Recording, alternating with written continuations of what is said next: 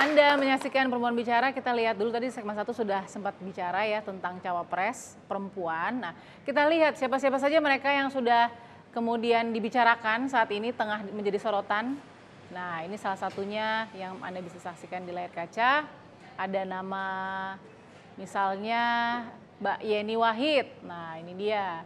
Aktivis NU, Direktur Wahid Institute, ya masih muda. Jadi ini salah satu background yang milenial campur-campur nih ya. Terus kemudian ada juga Ibu Susi Pujiastuti. Ini Menteri Kelautan dan Perikanan di tahun 2014-2019. Baby boomers. Nah, baby boomers ya, Mbak Nurul. Ini harus diidentifikasi.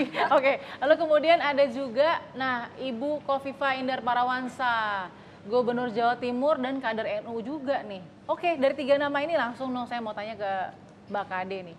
Gimana Mbak Kade, kan tadi kalau dari Kania kan tadi kayaknya jabatan Wapres cuman jadi ini aja, vote getter aja, elektabilitas aja. Tapi more than that apa? Ya secara kita semuanya pasti, kalau kami di DPR RI pasti kita terus mendorong women empowerment. Oke. Ya kan, secara mendukung prestasi-prestasi mereka. Kalau saya lihat kayak Mbak Yeni, kita kelahirannya nggak jauh, beda-beda tipis lah ya. Tapi karena Mbak Yeni punya pengalaman nggak ada orang yang lebih berkuasa waktu Presiden Gus Dur untuk bisa menembus dan berbicara dengan presiden kita waktu itu lewat Mbak Yeni. Jadi dia punya pengalaman yang luas sekali sebetulnya. Oke. In and out, di dalam dan di luar, dan bahkan bisikannya dia tuh dahsyat gitu ya kan. Jadi secara pengalaman sekarang juga dia memimpin Institut Wahid juga sampai sekarang berkarya dan juga untuk membalance politiknya dia sekarang juga ketua rock climbing, atlet rock climbing kan. Jadi masuklah semuanya. Okay. Kalau Bu Susi kan memang saya berteman dekat karena saya melihat dia secara profesional bekerja nggak melihat kepentingan atau profit, dia membangun kotanya dan dia dia serahkan semuanya untuk membangun kotanya dan keluarganya. Kalau Bu Kofifa kan sesama anak jatim jadi saya dukung semuanya. Jadi maksudnya saya melihat kodratnya dia sebagai perempuan, pasti yang tadi dibicarakan oleh Shirley, yang penting adalah tanggung jawabnya. Saya melihat tanggung jawab, kepribadiannya juga luar biasa. Kita lihat awalnya membangun sebuah keluarga, kesuksesan dia membangun keluarga kalau saya bilang. Menurut, jadi 3 tadi ya, kalau bisa dianalisis secara simpel atau sederhana gimana dari 3 nama tadi? Ya, kalau saya sih melihatnya kenapa 3 nama itu diusung begitu ya, disebut oleh media, karena masing-masing memiliki kekuatan. Yang terpenting adalah kekuatan massa, basis massanya dari mana begitu. Kita lihat Mbak Yeni basis massanya, basis massa Gus Dur, dalam hal ini NU ya. Kemudian juga Bu Hovifah juga sama. Ya basis massa perempuan lah, beliau kan ketua Muslimat NU. Betul. Dan berkali-kali begitu. Dan juga aktivis perempuan yang sangat luar biasa. Jelaslah basis massanya. Dan kemudian Bu Susi tokoh yang populis ya. Saya kira semua memiliki follower, semua memiliki juga peminat begitu ya.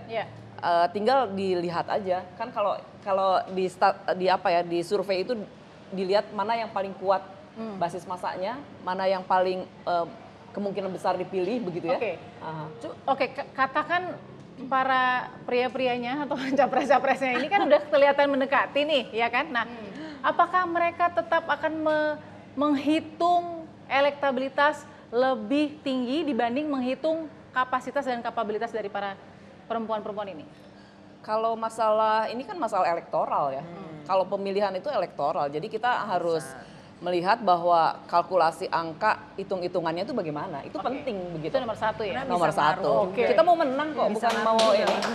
Kalau sudah menang, orang mau menjalankan programnya itu gampang. Ya pertama harus elektoralnya dulu yang penting gitu. Shirley, jadi sebenarnya punya Wapres ini supaya kita win. Ya. Bukan tadi tanggung jawab, amanah itu urusan nomor sekian kalau dilihat dari pemilu untuk menang gitu. Saya sedikit menambahkan bahwa saya sepakat elektoral itu penting. Justru cawapres itu harus memberikan nilai tambah itu. hanya saja terkait amanah dan tanggung jawab tadi, ini bukan hanya berlaku bagi perempuan saja, laki-laki dan perempuan sama. Justru menjadi satu tanggung jawab lebih ketika perempuan menjadi quotes unquotes ditempatkan sebagai cawapres, ada satu tanggung jawab lebih bahwa ini menjadi representasi perempuan yang harusnya lebih disiplin, lebih bertanggung jawab. Karena ini menjadi gambaran, jangan sampai nanti ketika sudah menjadi pemimpin muncul quotes unquotes sinyiran atau ucapan dari publik, tuh kan laki-laki perempuan sama aja, tuh kan. Nah ini kan menjadi role model, ini menjadi contoh mengenai kemudian apakah 3 perempuan yang tadi sama-sama kita lihat layak atau tidak. Saya sepakat bahwa karena punya power itu kemudian muncul namanya. Nah kembali ke yang tadi, ini tentu akan sangat mempengaruhi dengan 3 catatan. Pertama adalah punya kapasitas, dan masuknya 3 nama tadi jelas punya kapasitas. Mengambil satu poin dari Mbak Nurul tadi, bahwa kalau Sherly lebih melihat jangan sampai posisi cawapres perempuan ini hanya sebagai pajangan, boneka, hanya sebagai boneka. Artinya apa? Menambah vote tentu saja, ini menjadi fungsinya. Untuk menang tadi. Untuk menang, sepakat. Ya. Namun ketika sudah terpilih, kita punya contoh bahwa cawapres itu bisa memberikan kontribusi lebih dari hanya sekedar posisi. Daripada sekedar jabatan. Dan saya pikir ini menjadi salah satu pertimbangan. Yang kedua adalah kemampuan meyakinkan publik. Bagaimana posisinya sebagai cawapres bisa mengambil kepercayaan yang harapannya bukan hanya perempuan. Kita menganggap tadi saya memperbaiki data 50,7%. Bukan hanya 50,7%. Harapannya adalah mereka yang memilih bukan hanya wah karena cawapresnya perempuan, bukan. Tapi karena memang mampu meyakinkan publik, posisinya bukan sekedar jabatan. Dan yang ketiga sekaligus terakhir adalah perempuan ini kan sering dikaitkan dengan makhluk emosional. Ini mohon maaf Mbak Kade dan Mbak Nurul, mungkin You are too. Iya. Tapi kan konteksnya adalah sebagai pemimpin atau dalam dunia politik begitu, yang lebih kuat logikanya, hitung-hitungannya. Mana yang keharusan, mana yang kesemestian. Bukan tentang saya suka apa enggak suka. Nah perempuan ini kan makhluk perasa. Nanti bacanya boleh menambahkan.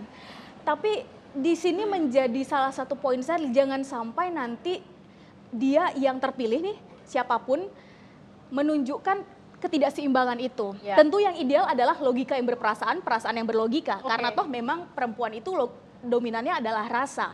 Namun dalam konteks politik, saya pikir ada baiknya dia yang menjadi tokoh publik nantinya mampu menunjukkan sisi-sisi lain seperti Mbak Nurul dan Mbak Kade.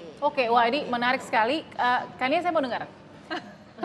Saya jadi bingung, kita memilih dengan logika atau rasa. Tapi saya rasa itu harus dicampur gitu. Tapi gini, ini personal ya. Katakan Kania bikin konten dan segala macam tentang politik gitu. Terus ngelihat 2024 ini kalau sampai cawapresnya perempuan, sadar nggak kalau itu adalah history in the making, sejarah pertama kali kalau memang ada cawapres perempuan. Dan penting apa nggak sih buat Kania sejarah itu diciptakan kalau memang orangnya tepat? Nah itu dia, tadi sebenarnya aku udah sempat bilang di awal, kebetulan mungkin posisi aku pribadi memang bukan tipe yang terlalu mungkin menganggap faktor gender ini menjadi sesuatu yang gimana gitu ya. Dan juga memang karena milestone-nya sudah tercapai gitu menurut aku. Maksudnya seperti tadi kata Mbak Nurul juga, bahwa negara kita sudah mengakomodasi adanya kesetaraan kompetisi itu. Jadi menurut aku, kalau buat aku pribadi, kalau orang, aku ngerti sih ada cara pandang di mana melihat bahwa kalau kita diwakili oleh sesama gender kita, kepentingan kita akan lebih terakomodasi gitu, mungkin kebutuhan kita lebih terakomodasi. Tapi kalau aku melihatnya, tapi bener nggak?